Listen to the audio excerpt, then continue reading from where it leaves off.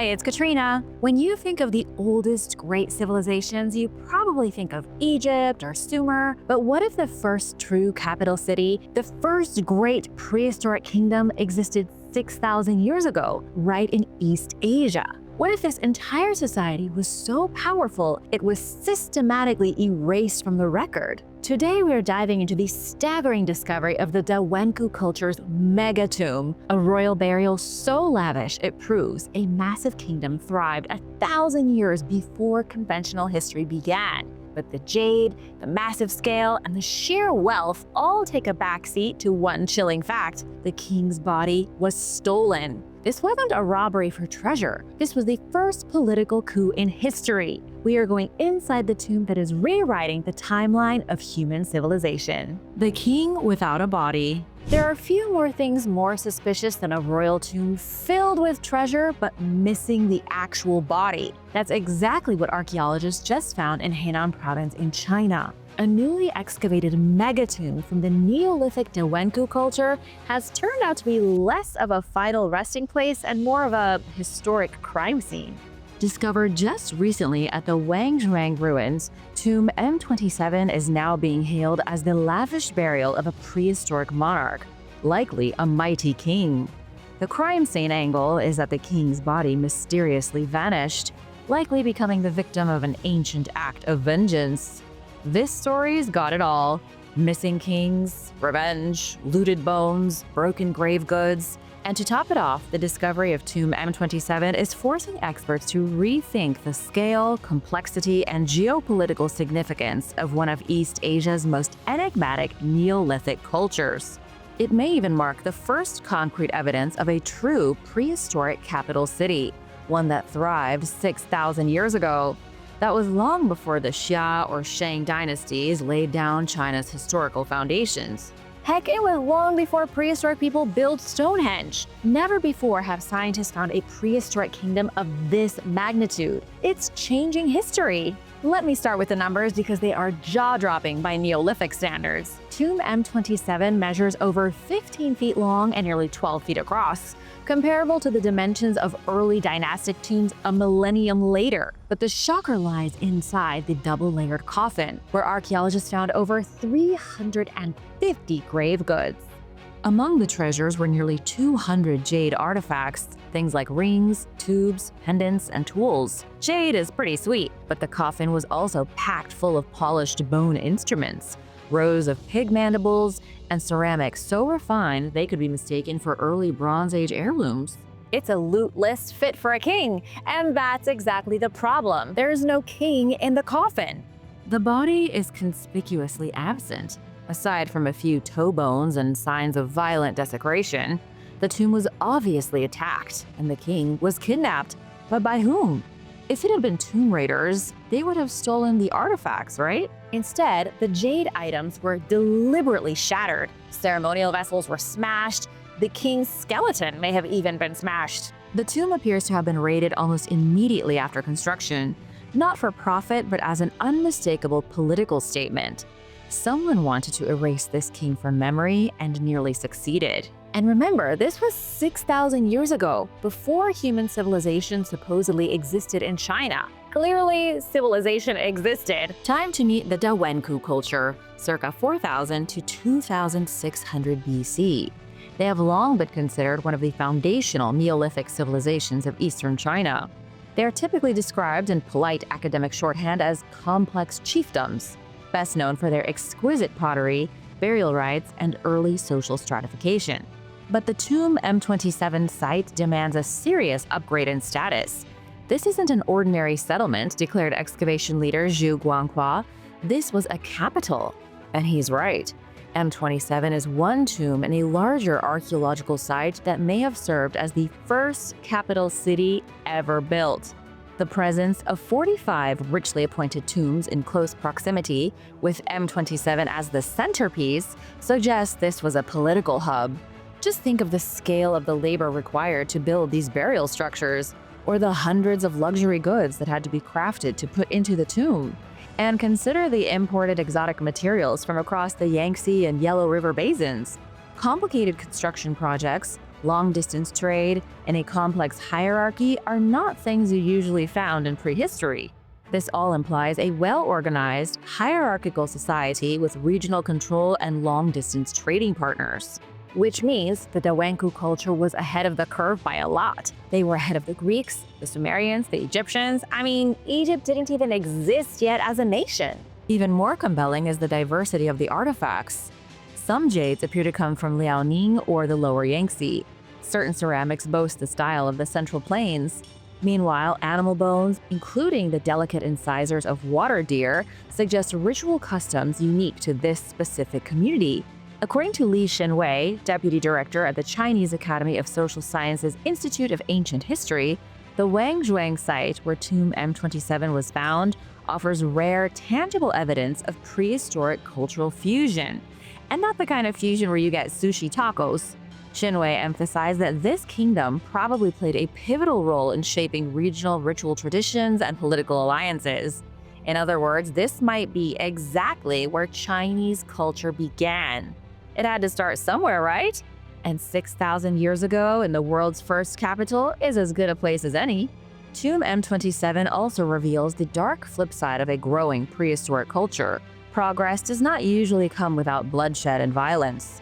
Clawing their way out of prehistoric and into normal history involved political rivalry, memory warfare, and symbolic annihilation. The deliberate destruction of the tomb isn't random at all. Scholars suspect it represents a violent power shift, possibly a coup or a dynastic rivalry. Imagine this being the site of the first coup in the world. That would be something to write home about. The removal of the body and the careful but aggressive targeting of specific grave goods points to a campaign of erasure. Like Akhenaten's smashed statues in ancient Egypt or the removal of Hatshepsut's name, this was likely a coordinated attempt to wipe a ruler from the historical record, at a time when there wasn't even supposed to be a historical record. Sadly for the dead king, the smear campaign worked. For nearly 6 millennia, the entire site remained lost and silent. Its king unnamed, his story lost. And even now that his tomb and toe bones have been found, he is still unnamed, and his true story is lost. Whoever wanted to erase this ruler did a very good job. His tomb was found, but who he was still remains a mystery. The Lady of Macaws and the Forgotten Cradle. Researchers excavating the sacred city of Cradle, the birthplace of the oldest known civilization in the Americas, have unearthed the remarkably preserved remains of a woman who lived 5,000 years ago. Where did they find this powerful noblewoman of the old world? Oh, just in a garbage dump. The woman, 5,000 years young and still looking fabulous, was wrapped delicately in layers of fine textiles and crowned with a headdress of twisted thread bundles. She had been buried at Aspero. This was a coastal Cradle town perched at the edge of the Supe River Valley. Her body was shrouded in a feathered mantle made of vivid macaw feathers. Imagine the sheer effort and wealth required to gather these exotic tropical feathers. You simply could not be buried in anything more ostentatious or high status. Accompanying her were several ritual objects, including a stone bowl, which meh, and a toucan's beak. But the real punchline is the preservation. After 5,000 long years, this noblewoman's body still retains its skin, fingernails, and even hair. That kind of preservation is virtually unheard of. I mean, that's better shape than most of us will be in next Tuesday. We eat too much sugar. Scientists say this astonishing feat of preservation is thanks to Peru's arid coastal climate. All that dry air and sand worked like Mother Nature's mummification machine. And then there's the weird fact that until the 1990s, the sacred burial site was used as a municipal dump. Archaeologist David Palomino emphasized the status of the find, driving home the fact that this woman was an elite member of society. The headdress in her tomb alone is all the proof you need that she belonged to the upper echelons of the Cradle Supe civilization. Which, by the way, is a civilization nearly as old as the Dawenku culture. Not quite, but almost. Perhaps she was a priestess, a spiritual leader, or a fully fledged queen. Either way, she was important, and tiny too. Standing just 5 feet tall, this nameless queen has emerged from the dust as a symbol of a forgotten world, one that dared to innovate long before the pharaohs laid their first limestone blocks. To understand her world, we need to descend into the heart of Cradle Supe itself. In the pantheon of ancient civilizations, names like Mesopotamia, Egypt, and the Indus Valley take the spotlight, but quietly humming beneath the roar of history is Cradle, a 5 millennia-old enigma built on fishhooks, pyramids, and trading canoes. It is the forgotten cradle of the New World, older than the Olmecs of Mexico and just as sophisticated.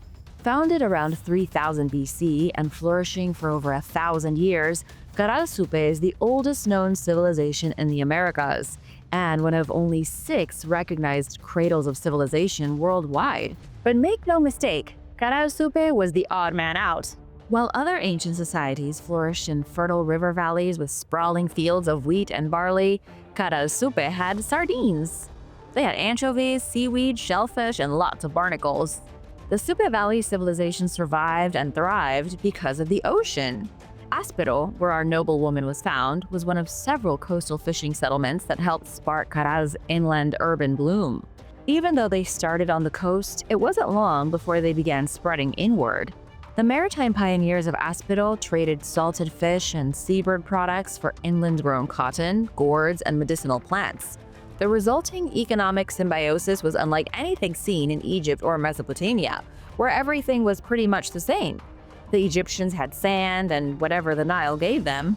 Cradle had the full bounty of the sea and everything else. Don't forget, Peru has the ocean, mountains, and the jungle. Their ability to trade with each other was the beating heart of Cradle's development. In fact, the very tools of civilization were forged in this exchange. For example, cotton plants were cultivated inland to make fishing nets, and in turn, fishing provided protein, feeding a society that could now afford to specialize into engineers, artisans, astronomers, and priests. All of this progress allowed them to build an architectural revelation. Their capital city of Cradle boasted 6 massive pyramids, 2 circular sunken plazas, and an urban layout so deliberately planned that somehow everyone lived in a suburb. And get this, turns out the Cradle people had serious foresight. Their whole city was built to withstand the wrath of earthquakes. Engineers stuffed pyramid foundations with loose stones to absorb seismic shock. That's the sort of thing that most people need a PhD in engineering to come up with. The largest of these pyramids, Pirámide Mayor, rose nearly 100 feet high and dates to around 2600 BC, making it one of the oldest pyramids in the world. Impressive, right? But not as impressive as this next fact. Nowhere has anyone ever found signs of weapons, war, defensive walls, or conflict. Cradle was, it seems, a civilization that chose sustainability over conquest. Then again, maybe there was just nobody to fight. Whatever the reason, Cradle thrived without bloodshed. Back at Aspero, the burial of the Macaw-cloaked noblewoman tells us that this coastal community was a sacred extension of the capital. It also tells us that Cradle society may have been unusually egalitarian, especially for its time. Unlike the rigid male-dominated hierarchies of other early civilizations, Cradle's political and ceremonial life may have welcomed powerful female figures. Women may have been spiritual leaders, astronomers, priestesses, or even city governors. Pretty crazy that a civilization from the edge of prehistory offered better human rights than some so-called first world nations today. Also, pretty crazy that Cradle had basically no technology. Unlike the Mesopotamians with their cuneiform tablets or the Egyptians with their papyrus scrolls, the Cradle never invented a written language, so they had nothing to write on. They didn't even have ceramics, so they stored liquids in gourds. They didn't forge metal or ride horses or build chariots, but what they lacked in metallurgy, they made up for in acoustic design, trade infrastructure, and urban sustainability. Their culture valued music, something plenty of other cultures with better technology threw to the wayside. Bone flutes and panpipes have been recovered that were likely used in performances in Cradle's sunken amphitheaters. Imagine an evening concert beside a pyramid lit by firelight and echoing with reed harmonies as our macaw-draped noblewoman presides over the opening ceremonies. That's a show I'd buy tickets to. Unfortunately though, every empire must fall. By 1800 BC, Cradle had succumbed to drought. Its cities were gradually abandoned, its story was buried, and sometimes even buried beneath trash. Nobody knew these people existed on our planet until their rediscovery in the 20th century. thanks largely to the tireless work of archaeologist Ruth Shady. In 2009, UNESCO declared Cradle a World Heritage Site, and in 2015, architects from 124 countries signed the Cradle Letter, recognizing the site as a paragon of sustainable design. Its earthquake-resistant architecture and cooperative economy became a model for future civilizations. Even today, there is plenty we can learn from the ghosts of Cradle Supe, and maybe one day we can learn to live in peace and harmony, just like they did, although I doubt it. Did the moon start civilization? For over a century, the rise of Sumer in southern Mesopotamia has been chalked up to humanity's first great bureaucratic triumph. A perfect storm of organized labor, irrigation canals, and priests with clipboards kick-started civilization. At this point, Sumer has become the go-to story for how civilization got its act together, back when the world was still more mud than metropolis. That's the mainstream standard. A radical new study is shaking things up a little. According to geologist Dr. Liviu Giosan and geoarchaeologist Dr. Reed Goodman, the real MVP of the world's first cities was the moon.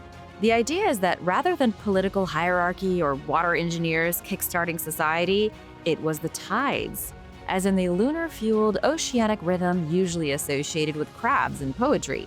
The tides may have been the secret engine behind humanity's first urban revolution. And yes, I've got the goods to back up the claim.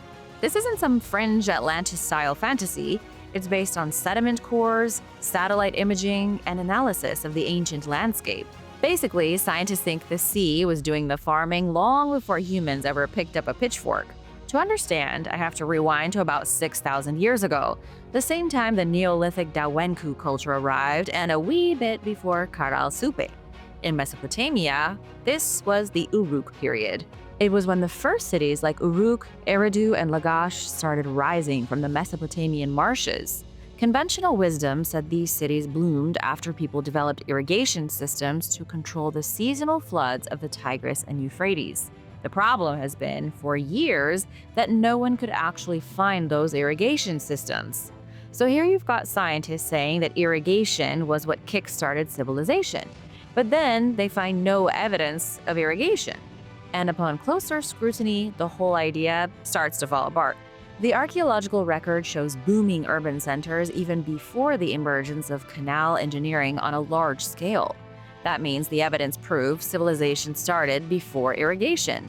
But then how are these cities feeding tens of thousands of people in a landscape that makes Death Valley look like the Garden of Eden? It was the tides.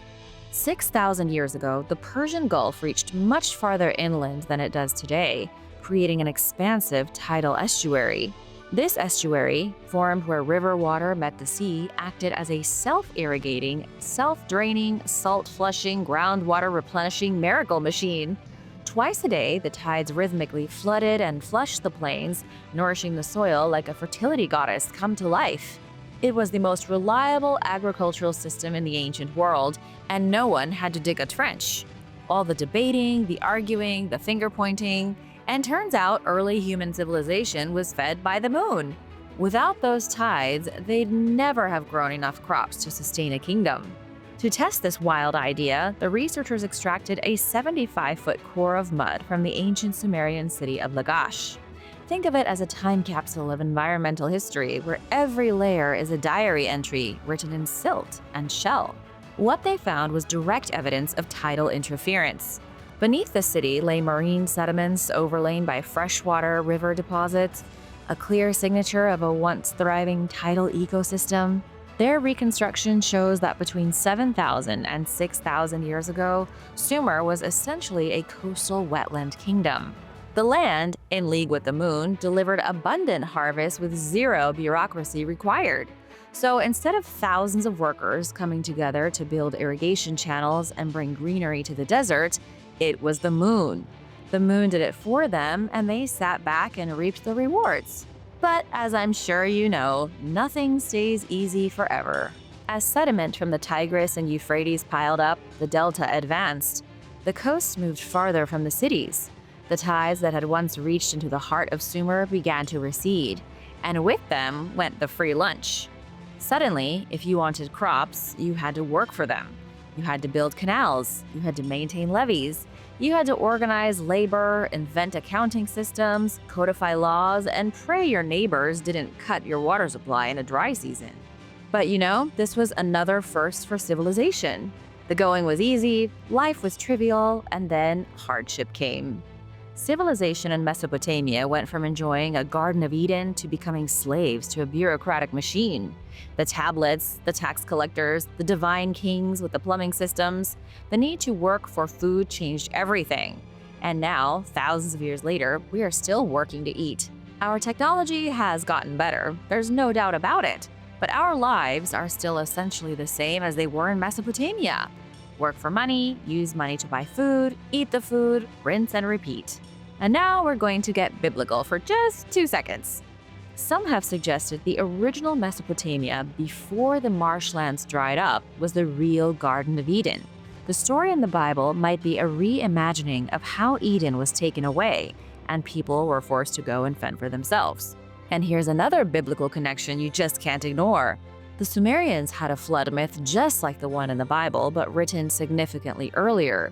In the Sumerian story, a flood nearly wipes out all of humanity, but one man saves the day on his boat. What if the story of the flood in both Sumerian texts and the Bible is a reflection of the slow drowning of ancient Sumer? What if it's just a dramatization of what really happened as the Persian Gulf retreated and the tides failed, leaving fields submerged for weeks and months at a time? It's something to consider. This theory reframes the entire story of civilization as a love affair with the moon. The tides, governed by lunar gravity, shaped the land that shaped the crops, that shaped the cities, that then shaped us. And with that, let's move on to Britain's connection with the ancient civilizations that no one outside the British Museum has ever heard of before. And be sure to subscribe if you haven't already. The Lost Empire of Stone Skyscrapers. In the misty pre-Roman dawn of Britain, before the Caesars marched and before Hadrian dreamt of walls, the southwestern cliffs of Cornwall were already humming with international business. This is the story of a very old civilization with business dealings that would make the Silk Road jealous.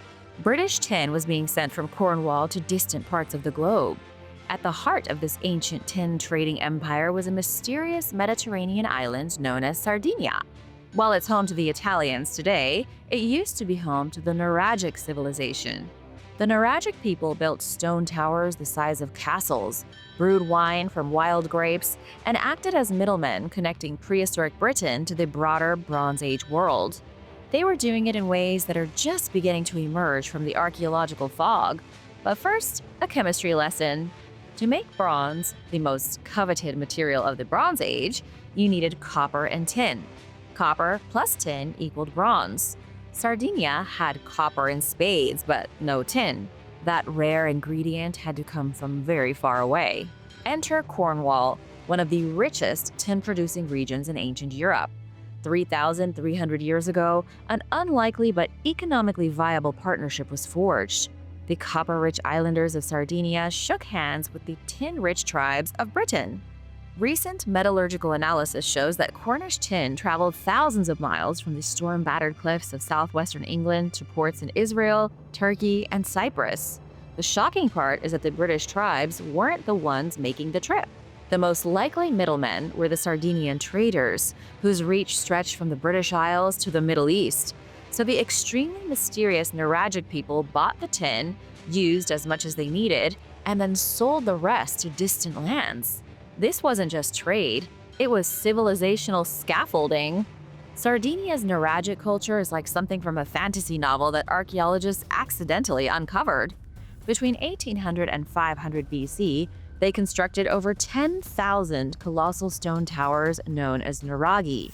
These weren't dinky granaries, they were prehistoric skyscrapers, some reaching 100 feet tall and boasting corbelled ceilings, battlements, spiral staircases, and walls up to 20 feet thick. Honestly, they look like an abandoned wizard's tower. It feels like something you'd encounter in a game of D&D, not on an Italian island. Many nuraghi grew into fortress complexes the size of city blocks, some with up to 20 towers and 1,200 feet of interlinking walls. They featured massive domed rooms, giant wells, aqueducts, and storage areas that could feed armies. The Nuragic people were the first in Europe to master monumental architecture on this scale, centuries before Rome even thought about bricks. The Nuragic were, just like Sumerians, the Dewanku, the Karalsupe, an OG civilization at the edge of prehistory. But the Nuragic were a tad more advanced than these others. They had sails, and they weren't afraid to use them. And where were these Sardinians sailing? Everywhere. Shipwrecks off the Devon coast reveal vessels carrying Cornish tin, Sardinian artifacts, and goods from Iberia. Sardinian merchants almost certainly dropped off tin in Turkey and Israel, where metallurgical analyses have linked ancient ingots to Cornish sources. Meanwhile, the English Channel functioned as a prehistoric express lane, shuttling tin and copper northward to Scandinavia and amber and artifacts southward to Iberia and the Mediterranean.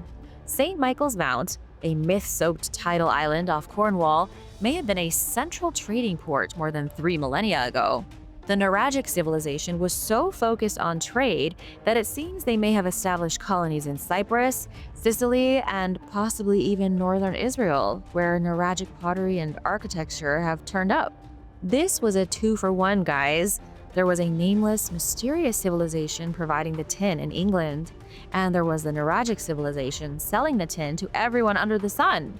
It's just the information is a little lopsided, since the Nuragic left behind thousands of their bizarre wizard towers, and the folks in England left nothing but sunken ports and lost mines.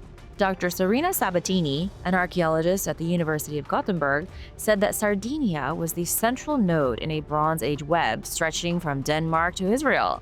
Her international team, with researchers from 8 major universities in the UK, Germany, Sweden, Denmark, and Italy, is rewriting the history of early globalization. And Sardinia is at the heart of it. They even left their mark in the most unexpected places, like at a rock-cut tomb on the island of Hoy in Orkney, Scotland. Even by modern standards, Hoy is in the middle of nowhere. It's the kind of place where you take a sheep to prom because there are no girls at your school. The mysterious tomb is the only one of its kind in Britain, and it's eerily similar to Sardinian burial architecture. Some think it's proof of an ancient expedition that made it farther than they had intended. What are your thoughts on all of this? Let me know in the comments. America's oldest sunken civilization. 10,000 years ago, a group of nomadic hunters stood on dry land where the frigid waters of Lake Huron now ripple. They corralled caribou with stone drive lanes, huddled in hide tents under spruce trees, and traded obsidian tools across thousands of miles. Then came something epic, something straight out of the Old Testament. The earth shifted, glaciers melted, water surged, and their world drowned. Today, their campsites are perfectly preserved under 120 feet of water. These were the victims of the closest thing America had to the biblical flood. Their lives, their homes, and their culture was swallowed by the water. And now the ruins are being called the Pompeii of the Great Lakes. It might seem like a raw deal because exploring ruins is a lot easier when you don't need gills, but being drowned might be for the best. Since the prehistoric structures are submerged, they are untouched by farming, construction, or amateur relic hunters with metal detectors, which means that everything is pristine. What scientists have already found down there is so old, so specific, and so strange, it's rewriting everything we thought we knew about early life in North America. And it's being done from the bottom of a lake. It started in 2009 when University of Michigan archaeologists armed themselves with sonar and boarded a vessel dubbed the Blue Traveler. They spotted a curious formation on the lake bed, a 1,148-foot line of stones. What made it so curious was its symmetry. It took one glance for the experts to realize this was no natural pile of rocks. Instead, experts think it was a drive lane, an ancient caribou funneling system designed by humans who understood migratory patterns better than most modern hunters. As the team dove deeper into their investigation, they discovered a stunning array of man-made features. They found things like hunting pits used to ambush herds, stone walls and lines to steer animals toward traps, and sleeping areas and shelters, often found arranged around fire pits. This particular spot on the lake bed, now called the Alpina Amberley Corridor, was once a bustling game trail. a sacred hunting ground, and perhaps even a prehistoric meeting point. Think Ice Age Times Square, only wetter and with more mammoths. There were no cities, no farms, no bronze tools, just herds of caribou and humans built like marathoners. You wouldn't have seen any beer bellies back then. These people were lean, fast, and wearing whatever passed for Gore-Tex in 8000 BC. The landscape simply looked different. Glacial runoff had not yet flooded the Great Lakes to their modern depths. Niagara Falls was a mere trickle. The Laurentide ice sheet still loomed nearby, but not for long. The ice sheet was already retreating like a sulky villain at the end of a superhero movie. As it withdrew, it revealed habitable land, crisscrossed by rivers and dotted with lakes, making the corridor prime real estate for big game and the people who tracked it. From satellites today, you can still spot the outlines of those ancient coastlines beneath the water's surface. Some of the 35,000 islands in the Great Lakes were once the mountaintops of that drowned pre-flood world. Sadly, I don't have a name for this culture and might never have one. The groundbreaking research that exposed this lost world to scientists might be coming to a halt.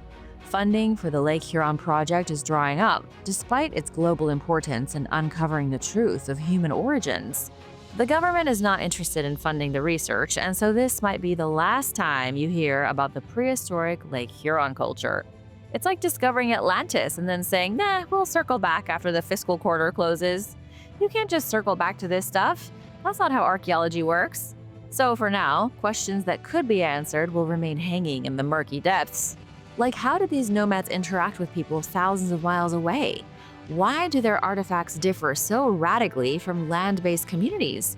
And were these hunters seasonal migrants or permanent residents of this corridor?